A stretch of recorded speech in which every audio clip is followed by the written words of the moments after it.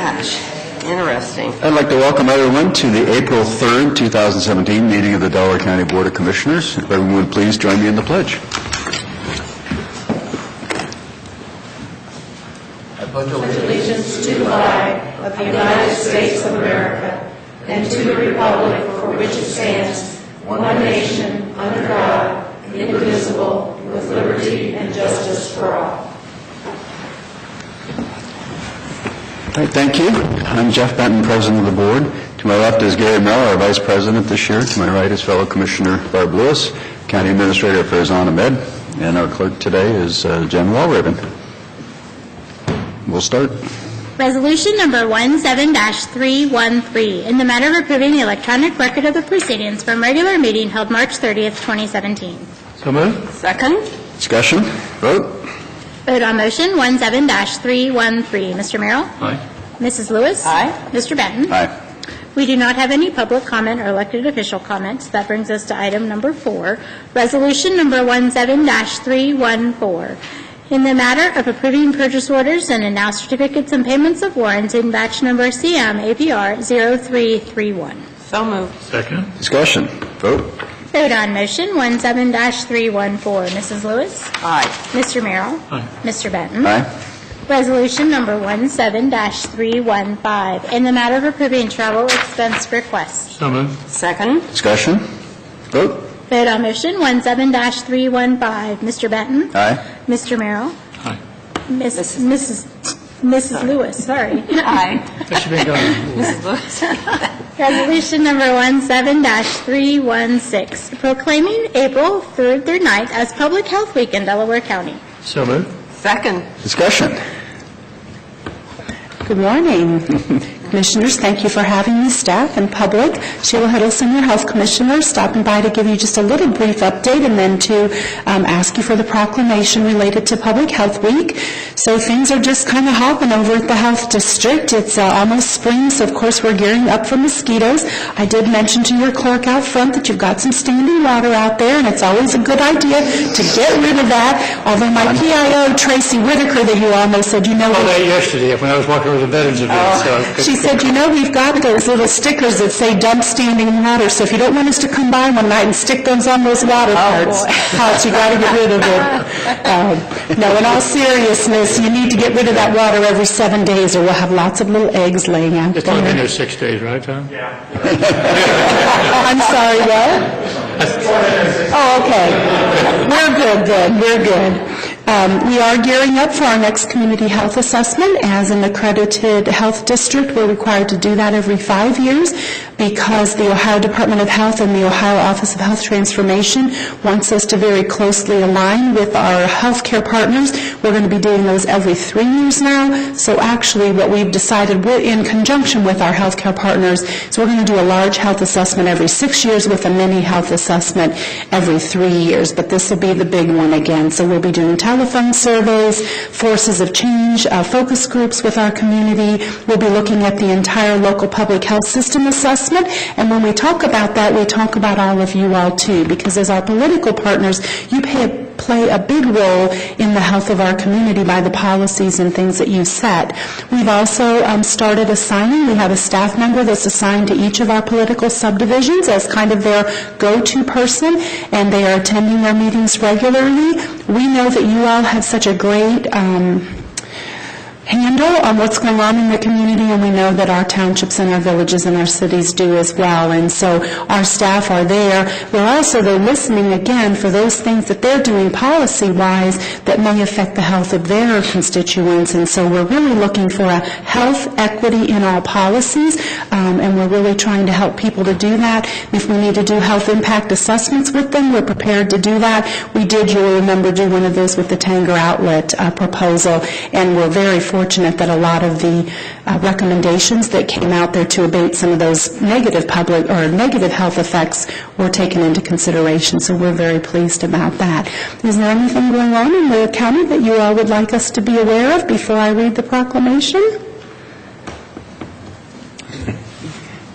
Congratulations on Delaware being the healthiest county in the state for the third consecutive year. We're very, very proud of that, but it really, truly is not us. It's our partners.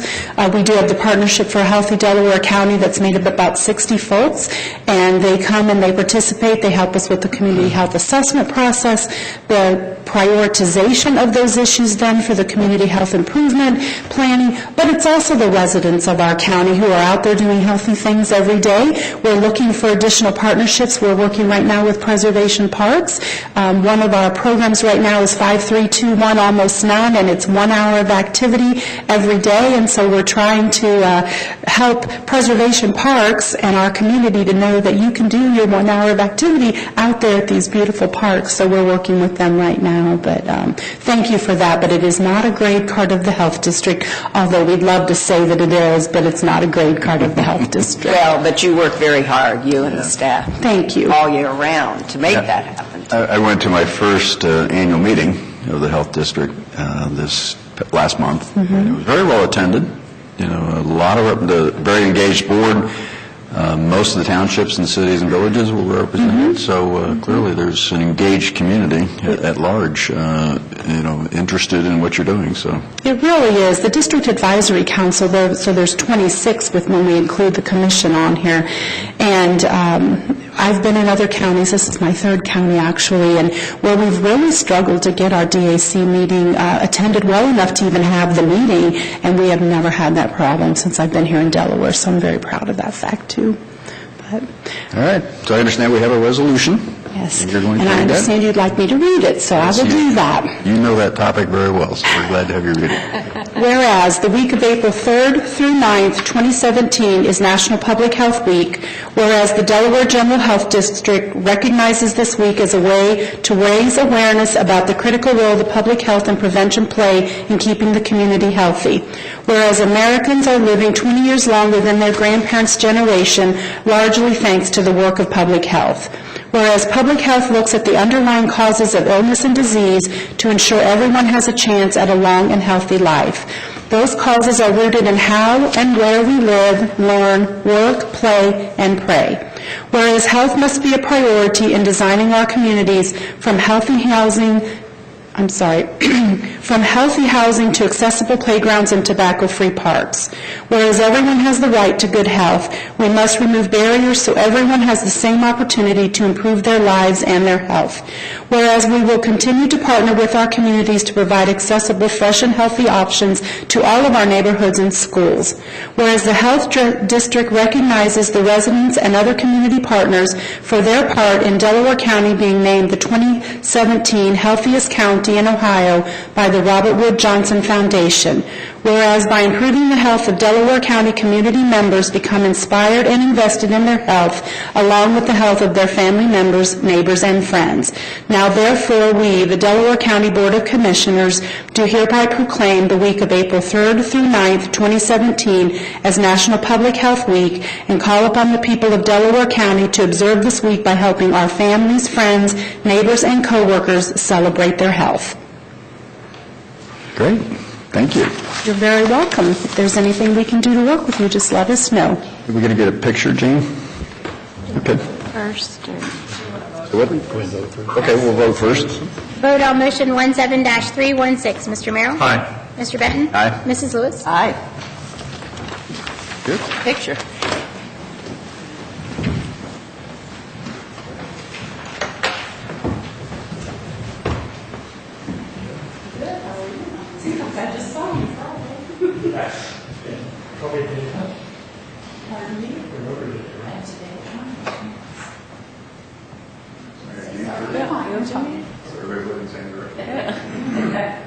Got it. Thank you.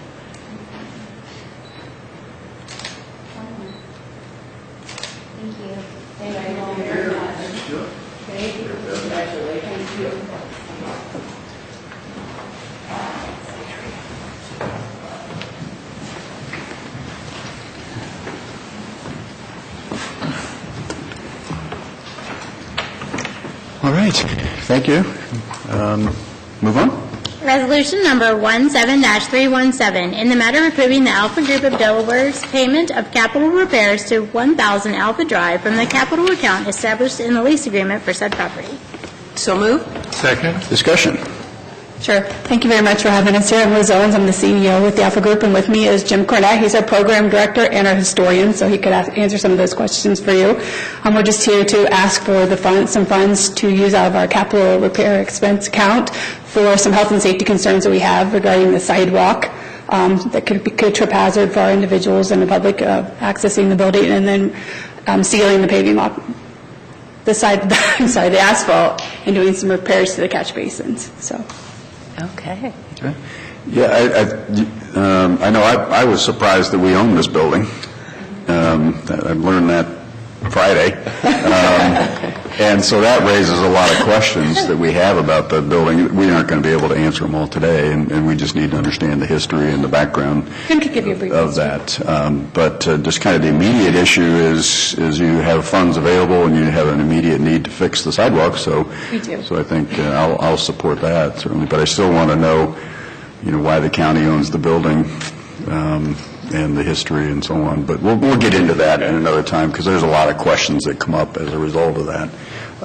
Yeah, per the lease agreement, we're supposed to have $300,000 in there. It is interesting. I did not know it either. If I knew it, I forgot. But it was, I think the lease was approved in 2010, if I recall. One of the questions, just looking over the lease, which I did read this morning, was the capital budget is supposed to have at least $200,000 in it, and I trust that the county is monitoring that, or somebody in the county is monitoring that to make sure. I don't know that. It's just a question. Yeah, we have not been requested to send any information to the county. It's an account that we maintain on our financial statements and through the contract here. We make a $2,500 payment to it every month until we get to the $300,000. Anytime that we have capital expenses over $5,000, we can request to use those funds and then rebuild the account. It is part of our financial audit on an annual basis. It's been monitored. So what is the balance? It's $182,000. After this thing? No, or before? prior to this. Okay. So it would take us to $82,000. Okay. So, again, I just always have concerns when the county owns real estate that it doesn't use, directly. So, got a lot of questions. We'll follow up and get those questions answered and so on. So, Absolutely. But in the immediate issue is we'll get, we'll approve so you can get the sidewalk fixed. Certainly don't want anybody tripping and hurting themselves. No, nothing. Okay. We'll take a vote. Vote on motion 17-317. Mrs. Lewis? Aye. Mr. Benton? Aye. Mr. Merrill? Aye. Thank you. All right. Thank Thank you. you for coming. Resolution number 17-318, in the matter of renewing the contract with Trident Security for security services for Delaware County. So moved. Second. Discussion? Good morning. Brian Gallagher, Director of Safety and Security for Delaware County. This is an extension to the contract that's currently in place at the same rate. There are Trident security guards at the Willis Building, the courthouse, and the Hayes Building. And just to clarify, we had a conversation this morning. When the courthouse moves, the security here will... The security guards there will move over to the Judicial Building. All right. We'll take a vote. Vote on motion 17-318. Mr. Merrill? Aye. Mrs. Lewis? Aye. Mr. Benton? Aye. Resolution number 17-319. Thanks, Ryan. In the matter of approving the supplemental appropriation for economic development. So moved. Second. Discussion? Good morning. I'm Jenna Jackson, the Economic Development Coordinator. These appropriations are to complete the Community Housing Improvement Program, which you partnered with the City of Delaware on. There's a couple things that were itemized for last year that did not, home repairs that did not get completed because of weather conditions and stuff like that, and other things that didn't get spent last year. So we're asking for them for this year. All right. Vote. Vote on motion 17-319. Mrs. Lewis? Aye. Mr. Merrill? Aye. Mr. Benton? Aye. Thank you. Thanks, Jenny. Resolution number 17-320, in the matter of approving the sanitary sewer subdividers agreement for Sunset Point subdivision. So moved. Second. Discussion? Good morning, Commissioners. Mike Fulmer, sanitary engineer. The Sunset Point subdivision is actually located near the River Bend subdivision, actually kind of embedded in the development, and it's east of 315 down near the Orange Road area. So, and this agreement is our standard subdividers agreement, and we're recommending approval. All right, vote. Vote on motion 17-320. Mr. Benton? Aye. Mr. Merrill? Aye. Mrs. Lewis? Aye. Resolution number 17-321, in the matter of approving the sanitary sewer improvements agreement for 176 and 178 West Olentangy Street project. So moved. Second? Discussion? Yeah, this area is just west of the railroad tracks in downtown Powell on the north side. There's going to be a little retail commercial center going in on those two parcels there. And once again, this agreement is our standard agreement. So, All right, vote. Vote on motion 17-321. Mr. Merrill? Aye. Mr. Benton? Aye. Mrs. Lewis? Aye. Brings us to item number 12 and our administrator reports. Good morning. Just a couple of quick items before I turn to something important. Friday, we had the Columbus Business First breakfast at Blackwing Shooting Center. Interesting venue. I've never been there before. Oh, yeah, it's I amazing. actually got to pick out a .44 Magnum, the Dirty Harry gun, and I was going to do the monologue, but I thought it wouldn't be appropriate for the county administrator to be doing that, so I'm going to go back as a private citizen to do it. This afternoon, Commissioner Lewis and I are going to have a conversation with Commissioner Marilyn Brown and my counterpart Ken Wilson from Franklin County to talk about how we can participate in the NACO conference, which is going to be in Franklin County. So Delaware should play a role, and hopefully something good will come out of it. Last week, now this is first Monday of the new month. We should typically say this was first Thursday, but let's pretend this is Thursday. Last week, we got an email from the state of Ohio recognizing our Jobs and Family Services area. So what I'm going to show you here is a certificate, and then I'll pass this on to you. It's a certificate of recognition for excellence in claims management. And the SNAP program is the Supplemental Nutrition Assistance Program. And unfortunately, with that program, there is sometimes fraud that happens. And part of their job is to prevent or recover that fraud. And in 2015, they collected $48,647 as recovery. And in 2016, their recovery was $73,977, which is a 52% increase.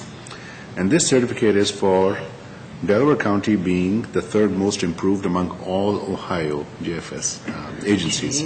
So, Director Dombrowski, would you please come up and introduce your team and talk about this? Good morning, Commissioners. David Dombrowski with Job and Family Services. So, fraud, as you know, is an issue in public assistance and has been for quite a while. Our state legislature has picked up this year interest in fraud, and you can see that in House Bill 119 or Senate Bill 99, which both have to do with fraud curbing efforts. So, when I started here in 2015, we did not have an income maintenance worker who was dedicated to fraud. So Angela Thomas, who was an assistant director, and I sat down and made a decision to actually dedicate a staff position to fraud. And so that led us to the hiring of Allison Pittman, who is going to talk with you in a minute on some stuff that's going on currently. And then right behind me is Sherry Melvin, and Sherry is Allison's supervisor. So they'll give you more details than I will. But one of the things that's important about fraud, and Sherry will give you the details, is every dollar we collect, the county keeps a percentage of the money we collect. So of that $77,000, the county is actually saving or getting more money back into the county as a result of their efforts. So I'm going to turn it over to Sherry real quick. Hi there. Thank you. Sherry Melvin, as he stated. Just to let you know that I had done fraud for a little bit. So when I became a supervisor, we were without a fraud investigator. David came on board, and he really helped. We got Allison. She's done a great job. Let me explain. There's three types of overpayments. There's an intentional program violation, which we call an IPV. On those that we catch and verify, we get 35% of the amount back that we collect. The rest goes to the state and federal. The other kind, which is, we get a lot of these inadvertent household errors. Those are kind of the gray ones that could be intentional, but we probably don't have enough proof. On those, we get 20% of our collections. And the last one, which we really don't like, but we do get, are called agency errors, and we do not get any money back, because those are something we either didn't act on timely, or, we didn't notice something in a match we had. So those are the three types. And I'll turn it over to Allison. She can tell you a little bit more. Good morning. Morning. We have a couple cases that I wanted to discuss with you guys going on. The first case, we have a person that failed to report her husband living in the household, and she was getting child care assistance as well as food assistance, and she has an overpayment of close to $20,000. And she's been indicted by the grand jury, and she's scheduled to go to trial in June. And then we have another case that we're working on where we referred to the Delaware Police Department, and the lady was reportedly selling her SNAP benefits on Facebook. And Delaware has investigated, and they're referring 6 people for possible indictment by the grand jury. So those 2 cases that we have going on right now. Gosh. So, are there any questions we can answer for you? Just have an observation, Barbara. No, go ahead. In a perfect world, there would be no fraud, and you'd have no improvement. Right. Okay. But this is not a perfect world, and I do think it's important because by enforcing it, you encourage other people who might consider not participating in bad habits. Right. So I think that's the indirect benefit that comes out of this kind of program. So I applaud you and commend you for your efforts. Thank you. Thank you. I'd just like to thank you for you and Angela for moving ahead and establishing a separate position for this. And Allison, thank you so much for being so diligent. And I agree, this definitely deters others who might think of it. And that's great. That's wonderful, because then the money is there for people who are going to use it properly. So thank you, too, Sherry, for your supervision and help, guidance. What is the, statewide, what is the fraud rate estimated to be? Do you know that? So I do not know that number off the top of my head. Interestingly, there is a perception that fraud is more widespread than it actually is. Most folks who receive public assistance don't fraud the system. However, there is a percentage of folks who do, and I can certainly get that percentage for you, kind of statewide. I know there's some legislation, and you mentioned it, that's being considered in the State House. Yes. And I think it's primarily to put photo IDs on the TANF debit cards, for lack. So there's actually 2. That's Senate Bill 99 that you're referencing. That's putting photo IDs on the SNAP cards, so that when you go to the grocery store, if you look around the checkouts, you'll see a sign that says Ohio Direction Card. The Ohio Direction Card is the electronic benefit transfer card for SNAP. And so the legislation is intended to put a photo on that, so that in the case of, for example, the one that Allison was just talking about, where an individual wants to sell their food stamp card, what they do is they give the food stamp card. I would give my card to you. For 50 cents on the dollar is roughly the going rate for that. I give you my PIN number, and then you can go to the store and actually use the full amount of the benefits. And so the thinking, I believe, is that by putting a photo on the card, that would curb some of that. So that's one initiative. The second initiative is House Bill 119, and there's a companion bill in the Senate around that. Right now, for Medicaid, we determine eligibility or redetermine eligibility annually. And for food stamps, we do it every 6 months. The bill would force the JFSs to redetermine eligibility 4 times a year. The thinking being that by putting eyes on folks more often, that would curb fraud. So without making a political statement on those 2, those are the 2 pieces of legislation that are currently pending around fraud. Also, interestingly, it's a timely that we're here, is May is Fraud Awareness Month. And so the JFS is working currently to purchase some bags with the fraud logo and how to report fraud and the statewide phone number. And we're going to be distributing those to like the common goods, the free stores, to be able to package stuff up in these bags and take it with, and we'll remind folks about the fraud initiative around curbing it. So. Okay. Very good. Great job. Yeah, thanks Thank you. Thanks for the diligence. Yeah, the credit actually goes to these guys. They do the work every day. So thank you to them. Thank you. All right, thank you. All right, goes on. Other topics? Thank you, guys, for coming up here and for your work. Last but not the least, Commissioner Merrill spilled the beans this morning, and it's Mike Schuling's birthday. So happy. All right, speech. Yeah, my birthday. I'm only 38 today. Again? Again, yeah. Premature gray, right? I'm sorry? Premature gray? Yeah. Actually, funny story. I'll give it to you. Funny story behind that because I was not gray until I put this badge on, and then overnight this happened. Kidding. It's obviously not on the road. Oh, thank you, that's funny. Happy birthday. Yes. Happy birthday. Commissioner Lewis, you want to lead it off this morning? Well, I may throw it back to you, actually. No, I don't have anything this All morning. right, Commissioner Merrill? Just a couple of things. Commissioner Bennett and I attended regional planning last Thursday evening, and I thought that went really well, and we had a really good conversation out in the parking lot. I won't go into detail, it was just us bantering with some of the other players there. Veterans event yesterday, for Vietnam veterans, the event that occurred here at 2 o'clock yesterday. Commissioner Bennett and I had the privilege of being part of that, and Andy Brenner from our representative was also there, and it was an opportunity to just acknowledge the contribution made by Vietnam veterans who sometimes get overlooked. And Harold Wolford did a nice job making his comments, and just want to draw attention to that fact. Other than that, I have nothing else today.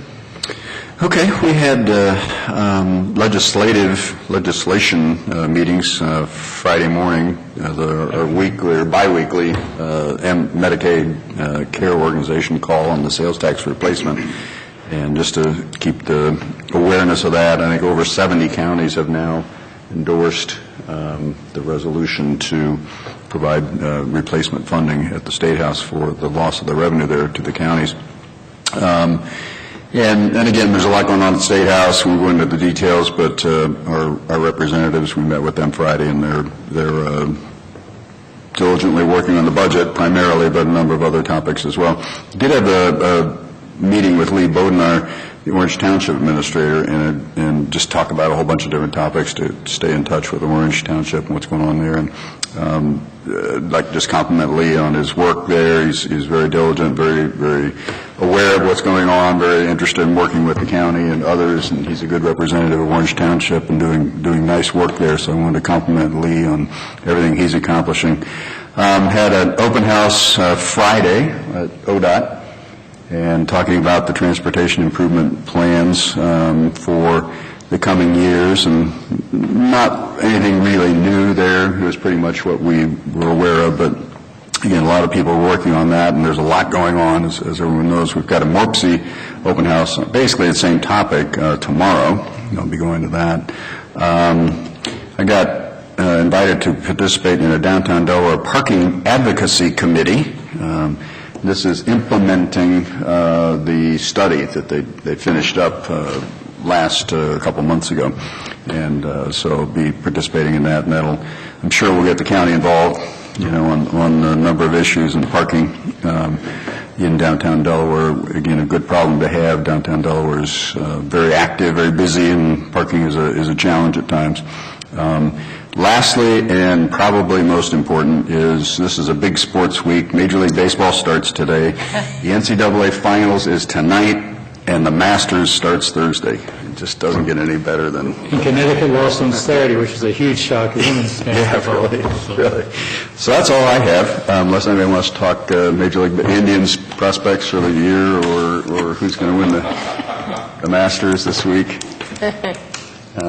I'm guessing we're not going to get many takers on that. So we'll go on. We have executive session this morning. Jennifer? Resolution number 17-322, in the matter of adjourning into executive session for consideration of pending or imminent litigation. So moved. Second? Discussion? Vote? Vote on motion 17-322. Mr. Benton? Aye. Mr. Merrill? Mrs. Lewis? Aye. All right. We are in executive session.